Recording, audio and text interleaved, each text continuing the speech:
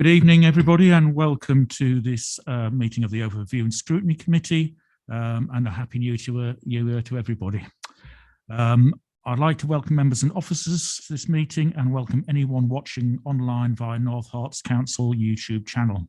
Before the meeting starts, I would like to invite the committee member and scrutiny officer to explain how proceedings will work and to undertake a roll call of those attending online to ensure they can be here and be heard. Thank you, Chair. So just to conduct quickly, we've got one officer joining us this evening. It's Naranata Katavu. Can you hear us and can we hear you? Yes. Thank you. And we're also joined by Sarah Pateman from Stevenage Against Domestic Abuse. Good evening. Thank you, Sarah. Are there any other officers in attendance I've missed? No, that's great. So moving on to the procedure, if a member wishes to speak, they should use the speak button located on the microphone unit. The microphone unit will light up green and the chair will be alerted of your request to speak. When the chair invites you to speak, your microphone will be made live and will turn red. The normal procedure rules in respect of debate and times to speak will apply. When requested to vote, voting will be via the yes, no, abstain buttons on your microphone unit.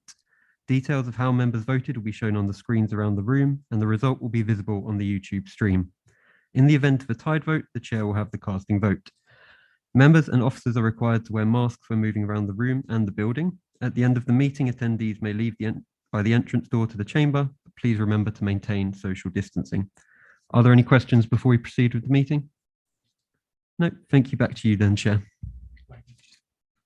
Apologies for absence. I've received apologies from Councillors Tony Hunter and Carol Stanier, Cape Aspinall, and also from a couple of councillors who would normally attend. That's Councillor Elizabeth Dennis Harburg, who was due to present item 12, and Councillor Ian Albert. Councillor Morgan Derbyshire will be substituting for Councillor Tony Hunter. Are there any other apologies?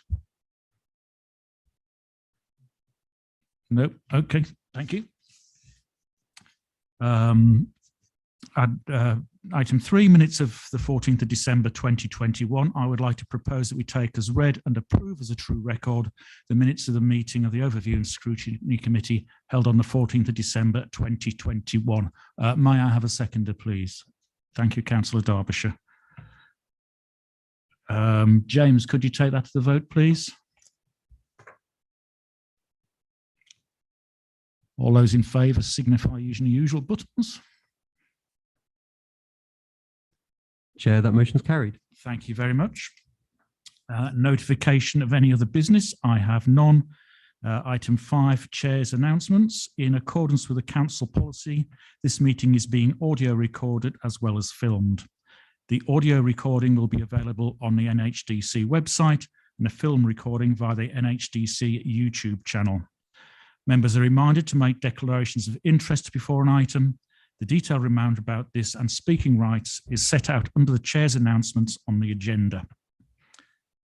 Item 6, public participation. There is no public participation. Item 7, urgent exceptional items. There are none, but for information, I have agreed 2 delegated authority decisions which would normally be subject to calling this week due to urgency. These are an additional restrictions grant and Omicron hospitality and leisure grant. Because of the urgency of getting these out, any applications will have to be in by the end of February and money has to be awarded and put out by the end of March. So it's quite important that we get these online as soon as possible. So I've agreed the delegated authority to do both of those. Called in items on item 8, there are none.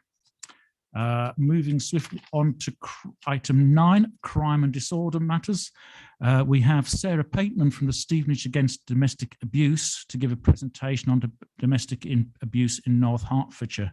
Welcome and good evening and welcome, Sarah. And if you'd like to give your presentation. Yep, I'm assuming that James has got the presentation there so you can show everybody. Yeah, we're just loading it up for you, Sarah. Brilliant, thank you. That's great, thank you very much. Okay, so we're actually Survivors Against Domestic Abuse, which is the name that we use for all our work around Hertfordshire, including North Herts. Stevenage Against Domestic Abuse is how the service first started in 2014. So people don't get confused and think it's just a Stevenage service. Survivors Against Domestic Abuse is the name that we use for across Hertfordshire, including North Herts. So next slide, please. So the sort of support that we give. So Survivors Against Domestic Abuse is a service that provides advice, guidance and support to individuals and their families who are experiencing domestic abuse. The service encourages and empowers victims and survivors to make decisions that are right for them, which could include applying for orders against perpetrators, fleeing an area, or activity seeking support during their relationship. And this is really important, that we don't necessarily tell someone they've got to leave a relationship. They have to want to do that. What we do is support them during that relationship to make those decisions and to empower them to make the right decisions going forward. Next slide, please.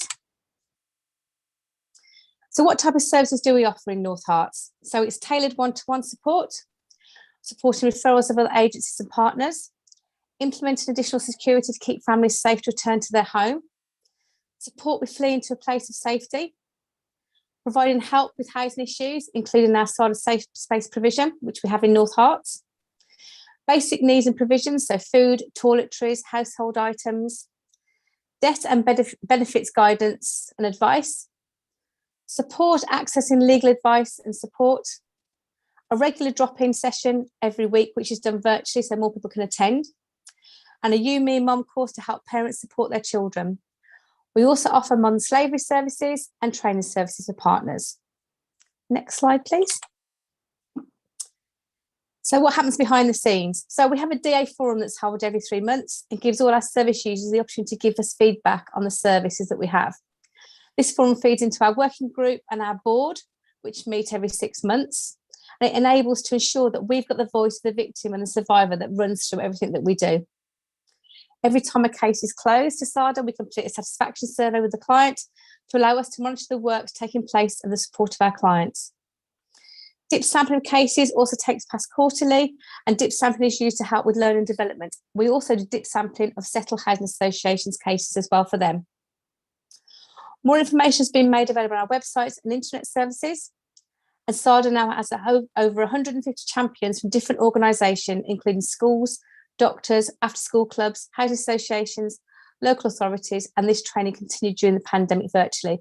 And what I would say in North Herts, that we've had a lot of interest from junior schools, an after-school club in Letchworth, private nurseries as well. So it's actually been a big piece of work we've done over the last 12 months.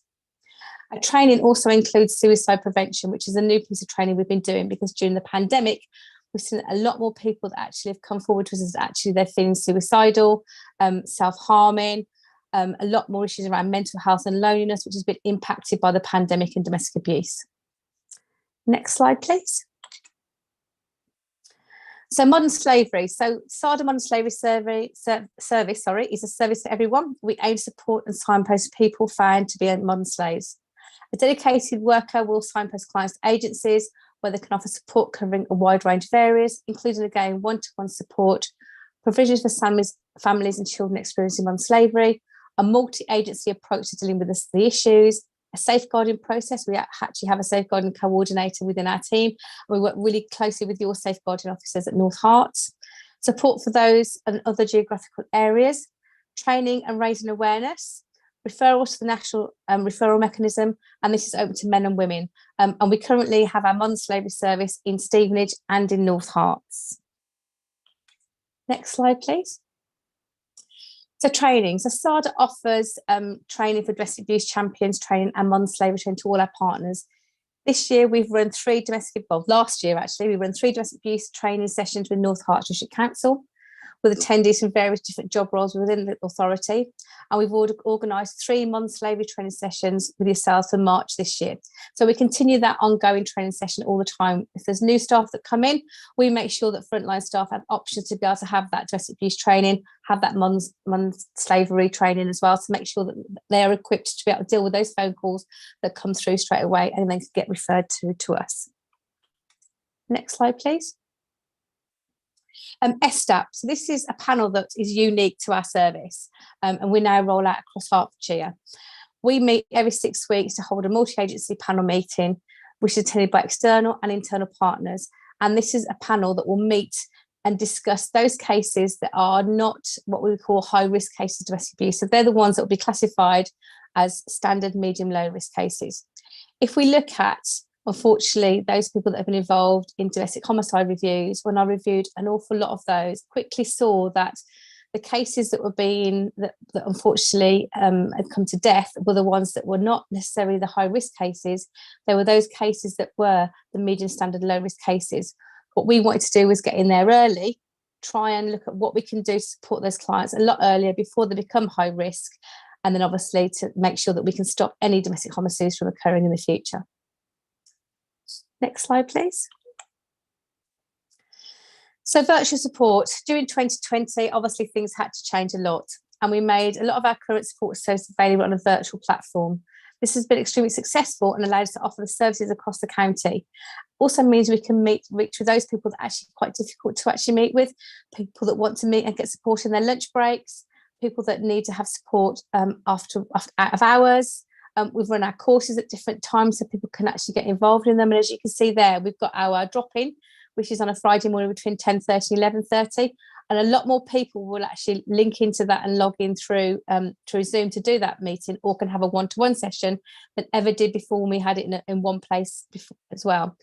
You, Me, Mum course is a 10-week course which empowers, support and develops understanding for the role of mothers. Again, we've done this all virtually and has been very, very successful, and we will continue to offer these as virtual courses going forward. Next slide, please. So we've had some good news this week. So our refuge, which is the first refuge we've had, opens for business at the end of this week. First client's going on Monday. It's been refurbished. We have new flooring, electrics and heating. We've got meetings with health visitors and play who are going to come and do sessions at the house. SADA House consists of a shared kitchen, dining room, lounge, large private garden, 2 toilets, 2 bathrooms, along with 2 family rooms and 2 smaller rooms. SADA House has capacity to have 2 families, consisting of mum and 2 children and baby. And then it also has 2 single rooms. And we've made a decision that we will take boys up to the age of 11, which some refuges won't do. They'll be initially on a 3-month licence, which will be provided by us, and they'll move on to a rolling licence agreement. And obviously we have 23 safe spaces, soon to be 24 next week, that we can move guests onto if permanent housing has not been found in that period. This refuge will be available to North Herts housing for them to be able to use, so we can make sure that we get people into accommodation as quickly as possible. The refuge is staffed Monday to Friday from 9 to 5, and guests will also have an out of hours number for emergencies and in the evenings and weekends. And we also have CCTV at that property. Next slide, please. So just some photos there of what the refuge looked like. We wanted to make sure that it looked homely. You know, it's not a nice thing to have to pack up all your belongings and go to somewhere new. So we wanted to make it as homely and comfortable as possibly can. As you can see there, we've got a little goodie bag that we put in a basket for everybody. And a lot of that stuff there actually comes from the food bank from North Herts in Letchworth. They donate quite a lot of the food stuff that we have into the properties. We also wanted to make sure that nobody in the refuge would have to use the food bank. So we ensure that we've got deliveries of food and all the foods are stocked up on a weekly basis. Again, we're helped by the food bank to do that. Also try and make sure they've got fresh provisions if we can. So we do use vouchers that we've had from North Herts previously and from Settle to purchase fresh food for people, so people can make a good healthy meal when they're actually in the refuge. Next slide, please. So our safe spaces. So we started off back in 2017, I think it was 18, with 1 safe space. And then we got a further one in North Herts. We're now, we said, going to have 24 next week. This lady here is, you can see, is Jana. She's one of our residents. Each one of our houses is a house where someone could go straight into the property. It's clean and tidy. They always are freshly painted, and it's a home. It's not just a place for someone to just stay. It's someone could call their home for as long as they want to. What we also do is use the housing first model, and in some cases, if our residents actually settle in an area and we can do that, they can actually stay in the property and it becomes their forever home. And we do this because we use properties in the private rented sector. We've got properties all over Hertfordshire and Cambridgeshire, and we've got some further afield in Enfield as well. So we've got a vast amount of different types of properties, from very large 3-bedroom houses where we can house up to 8 children, down to studio accommodation. And also we have some studios that we use for people that have complex needs, and we've got 4 of those as well.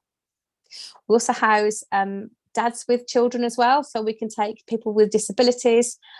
We can have support workers that go into properties, which we've had before. We've been able to house people that have the elderly, where there's been elder abuse, where they wouldn't be acceptable in refuge and would normally have to go into hotel accommodation. So having the safe spaces makes our service very diverse. Next slide, please. So alongside our safe space provisions, we also manage an out-of-hours service for all our clients. This service runs 24 hours a day, 7 days a week, and allows clients to be able to have contact with a support worker outside of working hours for emergencies. For example, safeguarding concerns, property issues, or for any clients that get locked out of their properties, which happens occasionally, or just someone that needs someone to talk to because they've had a difficult day. So between July and December, we received 28 call-outs or out-of-hours service, which means that we were called out 28 times to go to a property or to go and meet one of our clients. Next slide, please. 16 days of action. This happens in November and gives us a chance to actually showcase the work of SADA and get our name out there, and for people to know how to contact if they've got issues around domestic abuse. So we completed various actions during the 16 days, which included releasing a number of social media posts and campaigns, displaying an animated signpost, raising awareness through our ribbon campaign with the support of our partners, which was Settlers Housing Association, and release of our SADA Hedgehog animation video. Next slide.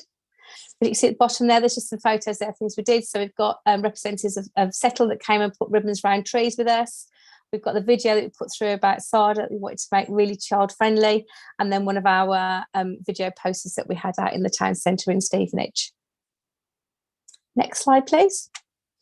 So food and Christmas. So throughout the year, we delivered over 50 food parcels, toiletry and vouchers parcels to clients in our safe spaces and in the community. Over Christmas, we were able to deliver a further 25 Christmas-themed food parcels, which we actually packed with the food bank in Letchworth. And the food parcels included Christmas crackers, Christmas puddings, and Christmas-themed activities for the children. We were also able to deliver 40 Christmas presents to children and young people, and sent 30 personalised video recordings. So you can see there we've got Father Christmas and his elves, who we set up in one of our rooms at Snoodsborough Council, and that meant that a lot of the children then could actually get to see Santa, which it was really shocking that actually a number of them don't ever get to do. We also got pictures there of some of our clients receiving their boxes. We had some turkeys that we managed to deliver on Christmas Eve, and Sainsbury's, who support the work of SADA to help with the food in our safe spaces. Next slide, please. So the service has seen a rise from referrals from men during the pandemic. The increase was 150 compared to 1920, and we currently have 2 families with single parent fathers in our safe spaces. Our services have been able to offer accommodation support to clients who did not have recourse to public funds, and during 2020, following referrals, we decided to have a member of the team trained to be able to complete referrals to the Home Office so that our clients can access benefits. And this is a really big thing for us. If people don't have recourse to public funds, it makes it very difficult to be able to get housing, benefits. So now being able to do this means that we can support them to do that. We quickly realised that there was rising referrals for clients that had complex needs, and were able to secure a 4-bedroom studio apartments that we keep to use referrals where clients have those needs. The team also included a complex needs worker to able to support those clients. We also have drug and alcohol support workers as well, which work as part of our No More service, that can help with all sorts of mental health diagnosis, drug and alcohol addictions, eating disorders, and physical disabilities. Next slide, please. So there's just sort of like an infographic of how the stats worked for last year around the county, really, a little bit, and you can see where our referrals come from. As you can see, we've got quite a lot of referrals at the bottom of the little people, if you can see those, which are North Herts District Council referrals. And on the right-hand side, you can see the amount of cases that referred into the service. So Stevenage there in the middle with 318. North Herts very close behind at 244, and then obviously you've got the other districts that make up on our borders. We've also got the bottom there that's clients confirmed mental health and complex needs. So 289 of the referrals we had, so nearly half said that yes, they do have some sort of complex need, and I think that is really, really important that we make a note of that, and we ensure that we as a service support those clients in every which way that we can. Next slide, please. So from April 2021 until now, we've had 181 referrals to the North Herts area. The average age of a client across North Herts is 31 to 40, and 172 of those 181 referrals came from North Herts District Council. Next slide, please. So we move on to things that we're doing that are new. So the No More service, which is our drug and alcohol service, is now running a perpetrator programme, which is an 8-week programme for domestic abuse perpetrators across Hertfordshire, which includes North Herts. It's a one-to-one support which explores their triggers, signals and challenges perception and gives them the tools to work towards healthy relationships. Evolve runs panel to the No More service, which means that every individual gets the same support worker. And what's really important is they understand their situation. It's about how we can work with them continuously and advocate them to all agencies involved. So they've got a one-stop person they can go to for all those issues. This work with a lot of the perpetrators, while the high-risk perpetrators will start work with them while they're in prison. They get to know the support worker, and then when they come out, this work can continue. Once the 8 weeks is over, it doesn't mean that the support has ended. They'll continue to have ongoing support through that service and can at any time come back and ask for extra support. And that's the end of the presentation. Are there any questions? Thank you, Sarah, for that. That's a brilliant presentation, and what a change since you last presented to us. It's a huge expansion of your services you're offering there. Very, very impressed with that. Members, any questions? No, I don't seem to have. I've got a couple for you, Sarah, if you could. Okay. That last little bit you did about the perpetrators, how do they get referred? Is it through probation service or anything like that? We've got very good links with probation. So we actually already established with them through the No More service anyway, and we run a youth service as well, which works in North Herts, looking at young people that are sort of connected with gang and violence. So we've already got those connections with the prison services, with youth services, children's services, and obviously with probation. Those referrals come through from probation, they come through from the police. Sometimes they are self-referrals. As I said, also the prison service will send referrals to us. So we've got a number of ways that actually referrals have come through to us. So it's really, we're really lucky that we've got those really good working relationships to be able to offer that service, and they will come to us with their referrals, really. Yeah, thanks. And is that usually successful? Do they usually stay as for the part of the program that they need to? To be honest, they stay for longer than the programme. So we've actually been running this type of work since back in 2013. We've worked with high-risk perpetrators, and we've still got some of those perpetrators on our books now. So some of them will have lifelong agreements with us, saying that they can't do certain things or they can do certain things, and we'll still see their support workers every quarter. So we've got that long-term connection with them because they need it, and we obviously have to look at what their background is, to make sure that we're involved in that. Others will obviously dip back in and dip out depending on what their situation is, but it's a sort of relationship where I think when they've got a support worker that is supporting through some very difficult times, that actually there's always that connection there a little bit, that they will come back and say, actually, I've got this problem with my benefits, or I've got a job, can you help me with this, or can you help me with that? So we're always there if anyone needs it. So yeah. Thank you for that. Councillor Strong. Claire. Thank you very much, Chairman. Firstly, Sarah, thank you very much for your presentation. Very informative. I know that committee services have a copy. I was just going to ask, could we actually have that circulated in members' information to all members of the council? Because there's such a lot of information in there about the work that you're doing. I think it would really be good that the councillors that aren't here tonight could actually also see the information you provided. And really just to say thank you so much for the work that you do, because the fact that you can give such a safe haven for women that need to get out of the home, it's a great piece of work that you're doing. I wish that we didn't have to have something like that. It's a sad reality in times, but the fact that there is a place that women can go, it must be just incredible for those women that they actually know that they've got somewhere that they can be safe. Thank you. Thank you. And the offer's open if anyone wants to come and have a look at the refuge, which is due to open next week, or wants to come and look at any of the safe spaces or speak to any of the clients, then the offer's there for anybody that would like to do that. Perhaps that could also then be put in members' information, just make sure that the contact details are there. Thank you very much. Thank you. Councillor Mason, Nigel. Thank you. I just wanted to follow on from what Councillor Strong said. That was really, really interesting, really enlightening. presentation. Really, really positive to hear that that service is being provided. As Councillor Strong said, it's a great shame it has to be, but given we live in the real world, I thought it was excellent. Really, really interesting. Thank you very much. Thank you. Thank you. I've got no further questions, Sarah, but again, just reiterating what everybody said there. Thank you very much for that presentation. Carry on your good work. It's absolutely brilliant. I'm sure everybody appreciates it. And just one little request, could we make sure we get the name right on the minutes and that, please? So, thank you, Sarah. Good evening. Thank you very much. Thank you very much. Bye-bye. Bye.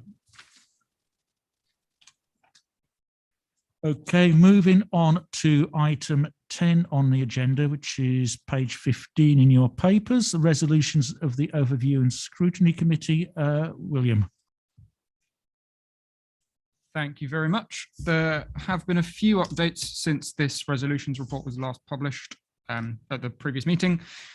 This item on the Task and Finish Group on Community Engagement has now been labelled as under review owing to the length of the COVID pandemic and the uncertain status of a Task and Finish Group in light of the requirement to work from home without changes in remote meetings legislation. So we're currently investigating whether or not a Task and Finish Group is really the best option for exploring this kind of item. The recommendations on the integrated performance management and Q2 performance indicators around waste communications will be taken to Cabinet in January. One will be taken to Cabinet in January. The IPM item will be going to Council on Thursday. The Harkness Court project, some of the recommendations made by this committee will be considered by Cabinet in January, primarily focusing on things like the climate change strategy and its relationship to the project and the environmental impact assessment made. This is primarily because the decisions regarding viability and business case were taken by the Cabinet subcommittee in November, and that issue can't be revisited for another 6 months. And the majority of discussions regarding this project are still commercially sensitive and so have to be taken in part 2. And there are various statutory notices that we have to publish to do that. And as ever, on the local plan, as soon as there is any movement, we will let you know. Happy to take any questions.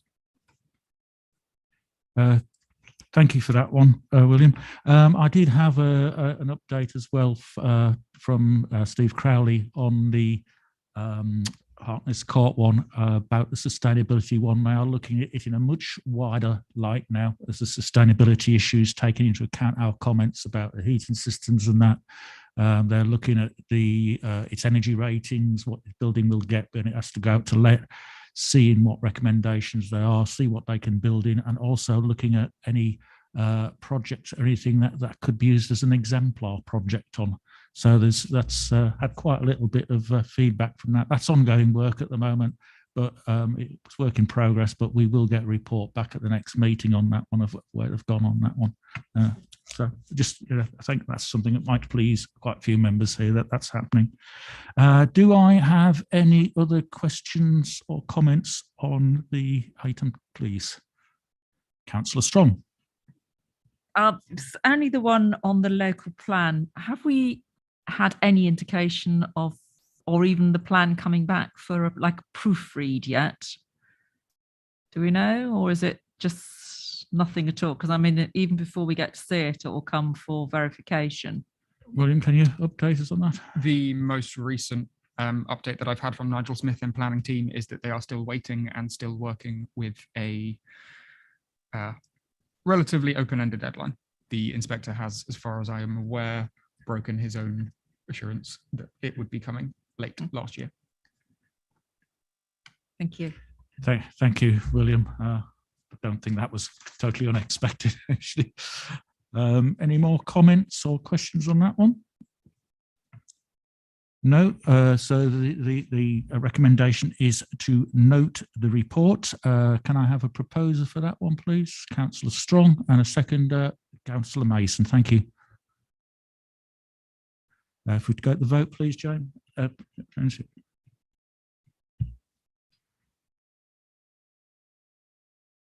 Chair, that motion's carried. Thank you very much. Moving on to item 11, overview and scrutiny work programme, which starts on page 17. You should also have a supplementary forward plan on there to look at anything which is as a separate appendix. William, would you take us through this one, please? Thank you very much. No substantial updates to the report as written, so I'll be brief. The report highlights items in the work programme for the remaining meeting this year and items not currently assigned. And we've not been able to secure an attendance from the local enterprise partnership. And so I will continue to try to do that for meetings in the next civic year. Similarly, the white paper is of, no one's exactly sure when that's going to be coming out. So when it does, I will let you all know. I would like to direct members' attention to the forward plan circulated as a supplementary paper to this agenda. Please advise of any items on that plan that you would like to consider. I might suggest that the future waste infrastructure report, when I have a specific date for that, would be of interest, as might the green space management strategy, which is due for consideration at Cabinet in March. With that said, March is shaping up to be quite a lengthy agenda, but hopefully a productive one. If you have any suggestions for the work programme, please let me know. Thank you. And did we have any further suggestions from that work programme? The only one I could see on there was the housing delivery test action plan, but I don't think we can do that again until we see local plan or some further movement on it. But if we could make a note of that, that when it is finally getting there, if we could put that on, please. Councillor Strong. Yeah, I think the two that you've highlighted already, William, are certainly the ones that I think this committee should be viewing. And I agree with you, Chairman, that the housing delivery action plan, test delivery action plan is another one. And I guess if we have a busy agenda, then those are probably the only ones we can focus on at the moment. Thank you. Any others on that one? No, nobody else. The other one I was going to bring up was the crime and disorder. We did discuss last time if there was anything else that we could bring at a future meeting. Looking at the agenda for March, it's going to be pretty full to try and get an extra bit on that. So I think we'll probably leave that till next time around. But if anybody in the meantime has got any suggestions for crime and disorder matters they would like to put up, if you send them to me or William, and we'll make sure they get added in for the future. So we have the recommendations on this one are the committee prioritise proposed topics for inclusion in the work programme attached, Appendix A, where appropriate terms of high level form and timing of scrutiny input. Committee consider the most recent iteration of the forward plan suggests a list of items to be considered. It's meeting on the 15th of March and beyond. And we have future waste infrastructure, housing delivery, test action plan, and green space management added into that as part of that recommendation. And corporate peer challenge action plan extract is attached, Appendix B be considered. Do I have any other recommendations? No, thank you. Can I have a proposer for those actions, please? Councillor Strong and Councillor McNally to second. If we go to the vote, please.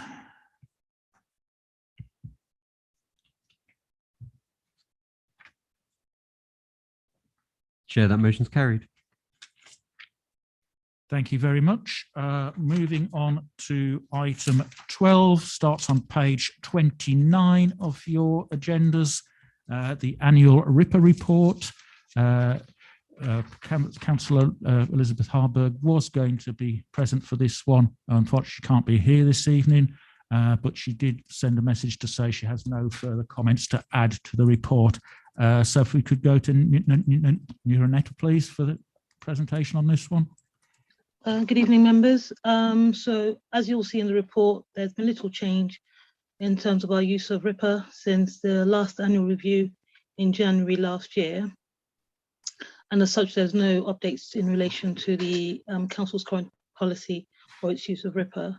There has been a legal update insofar as on covert investigative powers. there is a new act that came into force in autumn last year. It's the Covert Human Intelligence Sources Criminal Conduct Act 2021. However, it has very little impact on us as a local authority.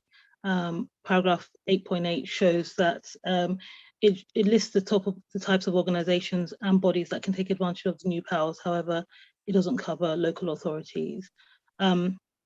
I had changed the policy that's attached to the appendix to the report to put the new act in, but on reflection and speaking to the monitoring officer, that will be deleted because it doesn't actually have an impact on the work we do as a local authority under RIPA.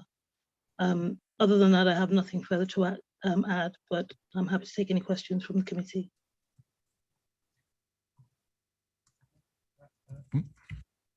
So apologies, the recommendation is to note the report. Thank you. Do I have any comments or questions on this report for anybody? No comments. Thank you very much. The recommendation is that the content of the report be noted by the committee. Can I have a proposer, please, for that one? Yeah, I've got Councillor Hodgson over there for that one and Councillor Strong to second. Can we go to vote, please?